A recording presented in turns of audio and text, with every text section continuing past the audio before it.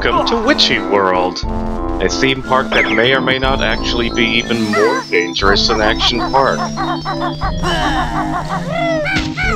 If you don't know what Action Park is, it was, well, I guess is. It's actually still open. Well, anyways, it is a theme park in New Jersey that has had many people die at it, and as such, was closed in '94 and then reopened 20 years later, which by that point they might have fixed some of it and made it slightly more safe, but there's some horrifyingly bad ideas implemented into the park, like this one specific ride that was basically just a concrete sled ride down a hill with no restraints and no guide rails or anything like that. So, needless to say, that one was really dangerous. And they're, as far as I remember, last I read about them, they're actually in the process of building yet another, like, hopefully safer version of it, but the fact that it was the main reason that they were shut down in the first place, and they decided to remake it anyway, is pretty ballsy, I gotta say. Alright, I haven't really been talking about the level yet. This is... Well, first off, this is a disgusting burger establishment. That's all I gotta say. As you see, he only has 1 out of 4 stars, which... I don't know who's rating these things, but, yeah, you gotta talk to him first, and then you got to talk to him a second time before they'll give you anything. On burgers! Some burgers, Al! All the Rhino. He does not show up in Banjo-Tooie Nuts and Bolts, however there is a Big Al's Burgers reference, which I found really amusing. There are rhinos, but none of them are Al, as far as I can tell. Ooh, slow down, this hasn't happened yet. Alright, I think we're back to normal. Alright, I'm going to avoid that evil cash register for the moment, because I'm almost dead. You know, I've never actually tried this before. Let's see if it works. Okay, it doesn't. Just going to be overly cautious, since I am within 1 hit of death. There we go. Yeah, so these are evil cash registers. You kill them once and you get tickets, which will come into play later on. And this is one of my favorite attractions in this theme park. Yeah, Gruntilda just happens to be a fortune teller, and she is going to kill me.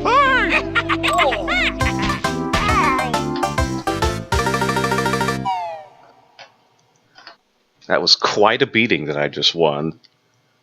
There's a couple other things you can do. You can win feathers and eggs, and there's even something like really rare. I think there's an additional cheat code that you can win from that in addition to that. Oh, also gotta make a Back to the Future joke about Jiggy Watts. That was the joke. I'm sorry, it wasn't all that great.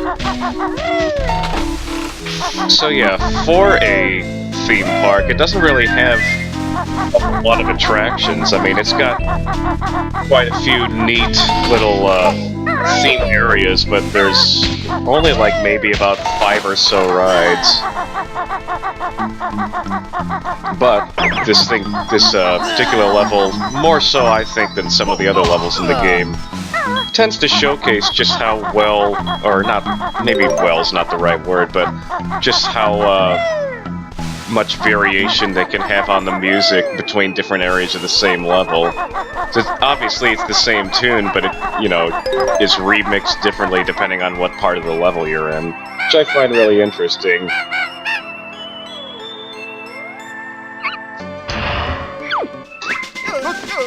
This is the exact same as Egg Aiming, except now you can do it in the air. Yeah, it's the exact same. Not sure why that needed to be an additional move. Again, you don't really fly that much in this game to begin with, so... Anyways, let's get up to the top of here. As there is a It's obviously a thing, otherwise I wouldn't come up here. It's a Jinjo. That's our first red. This fun fact, I guess, that you would already know because you're looking at me playing this game and you saw the 1 out of 6 come up, but you know, ignore that fact.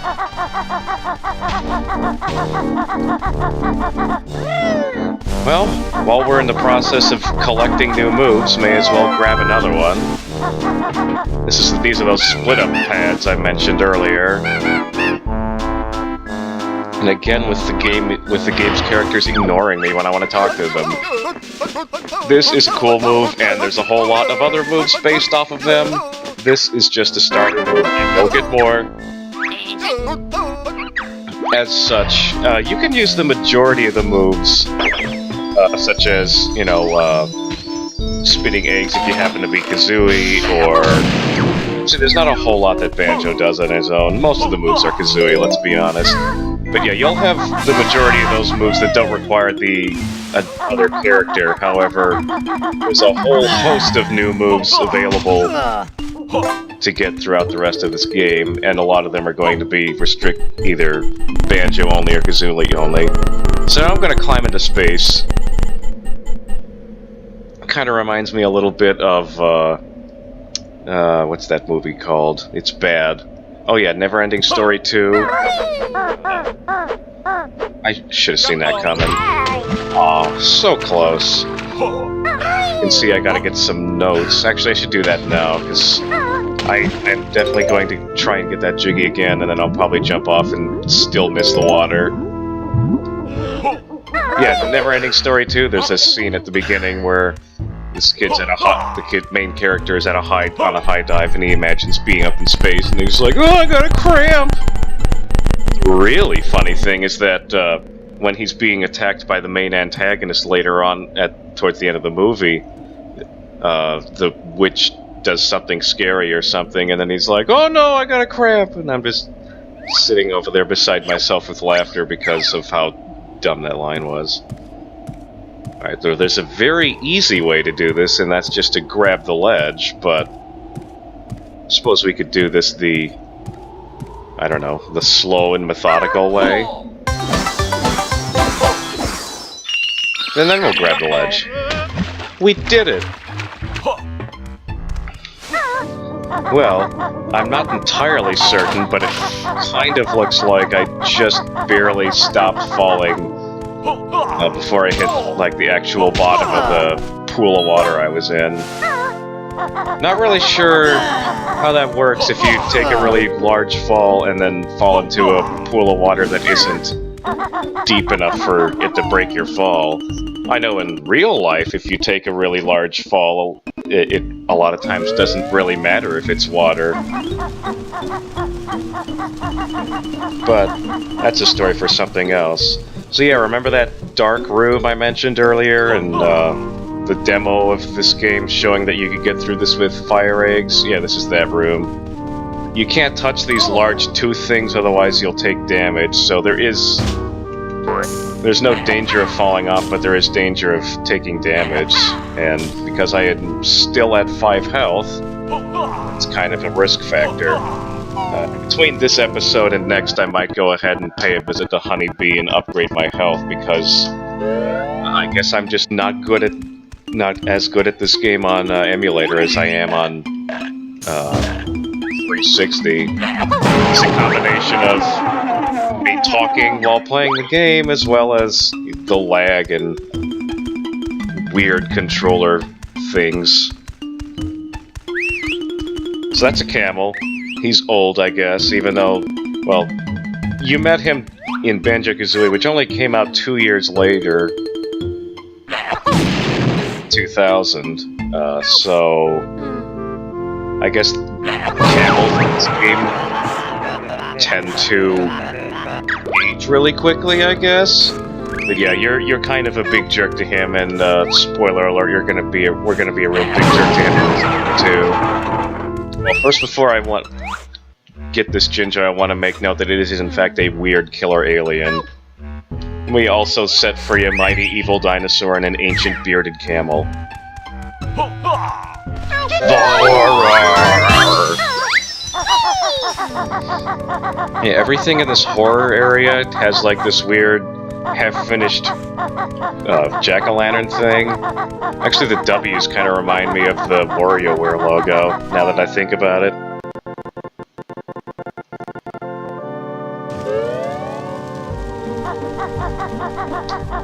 Let's see. I was about to say let's just die and warp to the beginning of the level, but there is an additional thing in this area that I need to get, so when I do eventually die on my way over to getting it, I'll sigh really loudly, I guess.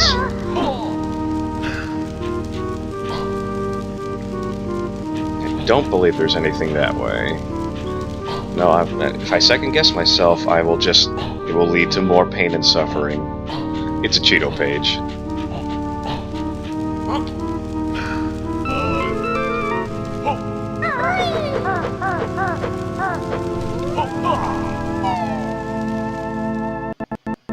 Well, as long as we're still in the horror area, I guess we could go to the other half of the horror area, which I will showcase as soon as I get there, because it'll take me a little bit to get over there.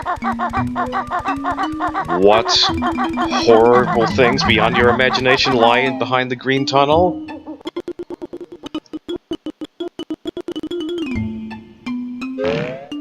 It's a farting train station, oh my gosh. Oh yeah, you're not allowed to bring food out of the park. Now I know most theme parks and attractions have rules against you taking food into the park, but I don't think they have rules against you taking food out of the park. But this is Witchyworld, who am I to argue? As you can see, Grunty is both everywhere and nowhere in this game, so she has magical take-away-your-stuff powers. Luckily, she never takes away our jiggies. Yeah, this is a really, really fat kid. And that's about it. He's so fat, he can't move around. And so we're gonna have to get a new move from a different level and come back later to take him back to his mother, which I didn't show, but you might have seen her as I was walking around towards the entrance. Yeah, all her kids are just running amok around the park, and I have to go fetch them. Which does raise some questions, because I kind of operated under the assumption that this park was closed down due to, well, let's be honest, several security and safety violations. Maybe that polar bear family, which is related to Boggy if you've played the first game. Maybe the Boggy's kids just snuck into the park. Which, given how jerkish at least 66% of those kids are, I wouldn't really put it past them. I honestly can't remember if I mentioned it earlier, but yeah, that train that we got from the last level, there's a whole bunch of train stations and other levels that we can take into and out of. And I know I went through the dialogue pretty fast, but that killer dinosaur, or whatever it was called, that one wants to go somewhere else. And to get to that somewhere else, we need the train. So, speeding up some cutscenes while we get the train over here. This is the whole reason we have that one cargo car.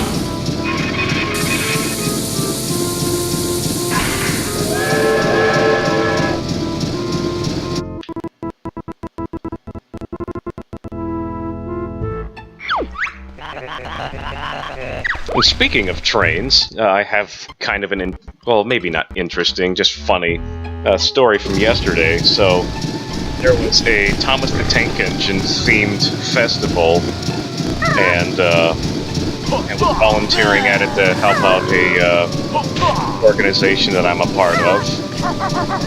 And I was hanging out at the crafts tent area that we had set up. And two of my friends who were also volunteering with me said, "Hey, you want some temporary tattoos?" And I said, "Sure." And, well, the end result of that is that I now have a neck tattoo of Rosie the Purple Train from Thomas the Tank Engine.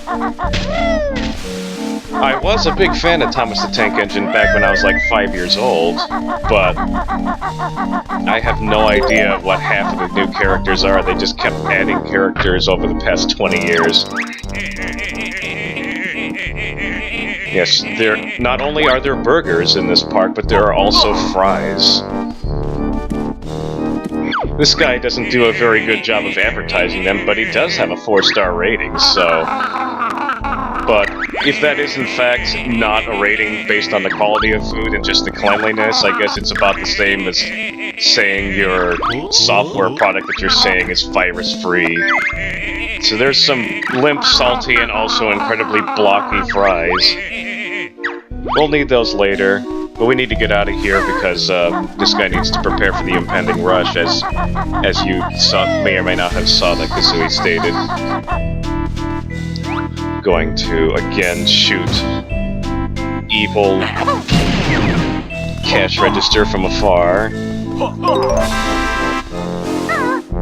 And now we are in Western Land, but not Western Land from Mario Party 2 Western Land. Although that would be pretty amazing. This is the Cactus of Strength. Basically, you have to hit this thing 3 different ways. And conveniently, that is exactly how many different ways that you have of hitting the thing. Now, when I was younger, I stated earlier in this playthrough that I thought the drill head move, or whatever it's called... And by the way, Cactus actually does... Oh, never mind. Look at me saying it does hurt you, and then being really disappointed when it doesn't. Anyways, yeah, I thought that this... replaced this, and I just never thought to only tap it instead of holding it, because I guess I would always just hold it and I hit the ground no matter what game I was playing, because just about every 3D platformer that I know of has some form of ground in it. So yeah, that star took me a long... Jiggy took me a long time to get. We're gonna grab ourselves some Jinjos. Jinjo! Oh, goody! We got all of the yellow Jinjos. And thankfully, unlike the "you opened a level, here's where it is" cutscene, or the train is moving, here's where it was cutscenes, every time you complete, once you complete the first Jinjo house, every subsequent Jinjo house completion doesn't show you that cutscene of going back to the village, and then they're all like, "Oh, hey, look at all these Jinjos in this house." Yeah, they don't force you to see that a whole bunch of more times. Alright, I'm going to pass on Wumbaland for now, and instead go to Crazy Castle.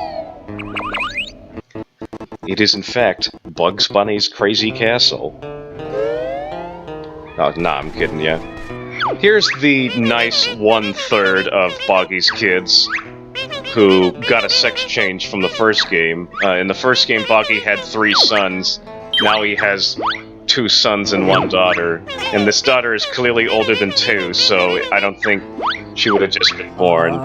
Then again, polar bears may or may not age more quickly, just like how camels apparently age incredibly fast, so... who am I to say? So there's more stuff to blow up. You may have been noticing we've got lots of stuff to blow up in this level, because we just got the... well, not just, but the grenade eggs were granted to us in front of this level. Oh, this is what happens when you try to get a new move. The wrong character. Jam Jars just looks at you, shakes his head, insults you, and then leaves. So yeah, we gotta go grab... well, not grab, we gotta go... well, we got to grab Kazooie, take her out of my backpack, and then go back over there. I will now explain to you how splitting up works. It's not that hard, but I guess if you've never played this game before, you might not know. So, as you can see, Banjo without Kazooie, when you're walking around at least, is exactly the same as Banjo with Kazooie, except the flap of the backpack is constantly open, to make it more obvious. So, I spent approximately 15 seconds with no means of attack whatsoever, but now I can whack people with my pack, which, interestingly enough, in the Game Boy Advance game Banjo-Kazooie Grunty's Revenge, you use this with Kazooie, so you just slap your backpack with Kazooie in it on enemies, and that's amusing. But yeah, this pack whack gives you access to the best glitch ever. You jump, you use the thing, you use that move, and then you jump again. It's a double jump, it lets you sequence break in a couple areas, and it's just wonderful. In case you're wondering, the 360 version keeps that glitch intact as well. I really like it when remakes of games keep helpful glitches in the game like that. For example, when they made Zelda Ocarina of Time 3D, they kept the being able to turn any item into a bottle glitch intact, and there's actually a story about them wanting to keep as many glitches from the original game intact, and by trying to do that, they actually created some harmful glitches while they were attempting to ensure that would happen, so they had to fix a couple. So now we have a bouncy castle, which doesn't really appear to have a floor, but then once we go in yellow... the floor will magically appear, and it will be very bouncy and fun.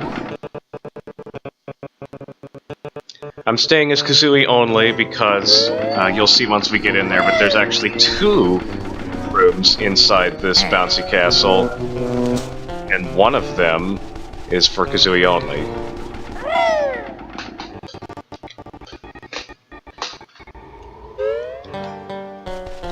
Let's boogie! And this will start off a trope that ends up becoming really common in this game of mini-games where you score points, and by scoring points, in order to score points, either collect, shoot, or jump through things that are blue, green, and red. Red is worth 1, green is worth 2, blue is worth 3. It's a simple scoring system and it works, and there are some really fun mini-games here. You're even allowed to play in multiplayer, which is kind of neat. Probably won't be doing that recording, but it is still pretty fun.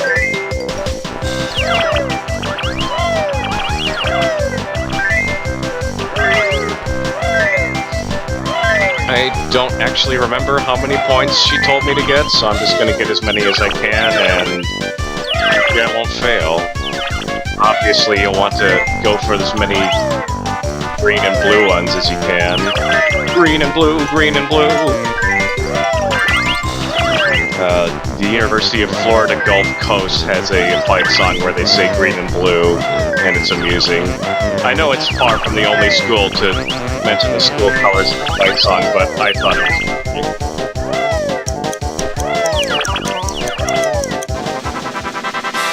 cool. Okay. I was thinking that as time was going down that I was going to need 50 points, and I noticed I had 49, but then I heard the nice little fanfare, and everything is alright. Yellow! I want to play again. No. How much you want to bet we go into yellow vision as soon as I go through this door again? If it doesn't happen, I'll be disappointed. Okay, it must be for the cutscenes then, and not actual loading into the area then.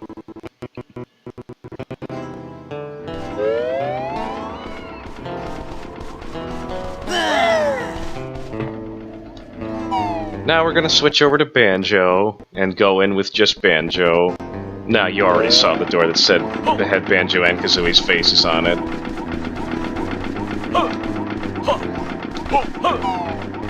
Yes, I will constantly double jump whether or not I need to jump because it's just so much fun.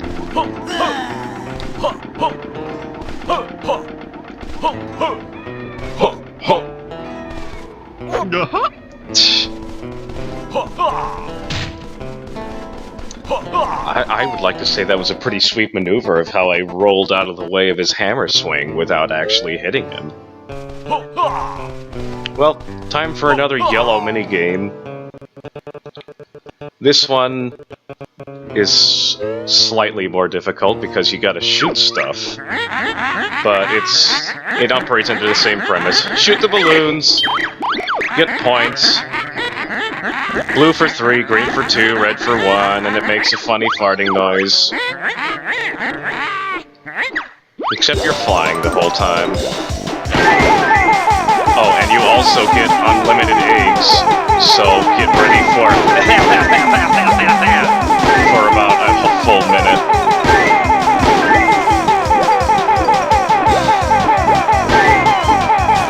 There isn't a whole lot else to say about this minigame, though I don't remember hearing so many random farting noises during this part. Balloons are exploding, they're not deflating.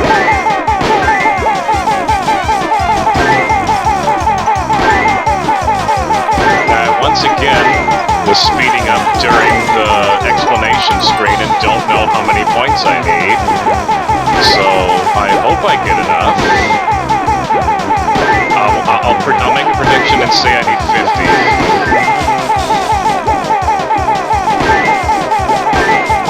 Alright, is 50 what I need? Tell me, weirdly chewing grunty that kind of looks like she's doing a cow impression. Well, I don't know how many points I needed, but it didn't matter. And there's still more random balloon farting noises. So now we got 2 Jiggies to go up there and grab. Yellow? I'm actually wearing a yellow shirt right now. Do you want to play again? No! Every single minigame will ask you this. Let's see if we can still be mid-air while we're exiting so we can fly into the area. Except for the fact that they won't let you do that.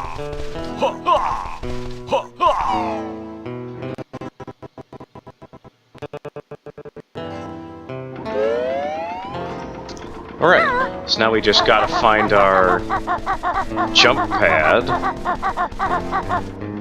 Oh, by the way, this is an evil Jinjo. You already saw me kill one, but... yeah, from here on out, whenever you see a Jinjo in a really easy-to-find location, it's pretty fair to assume that it's a Ninjo and not a Jinjo.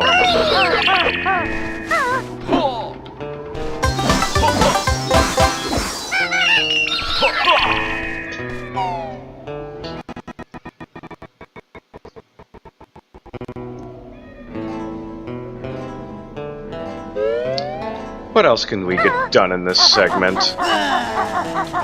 Let's see, I suppose we could... Actually, no, that leads to something I will leave until later. Well, I've taken you on a full loop of the level, and I have shown off a couple of the different areas, and obviously we still have stuff left to do in them. So right now I'm gonna do something really silly and try to walk up this supporting rope for the big top tent. Come on. You do have to do it with Kazooie, because otherwise you'll slip and fall if you're walking as Banjo. Alright, there we go. There's Jinjo up here.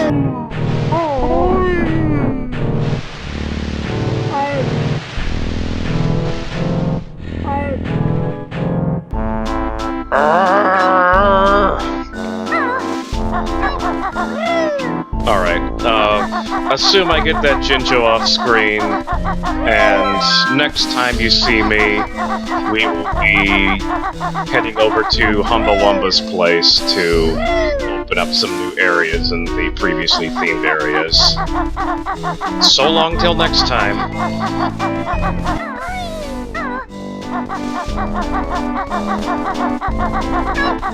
Jinjo!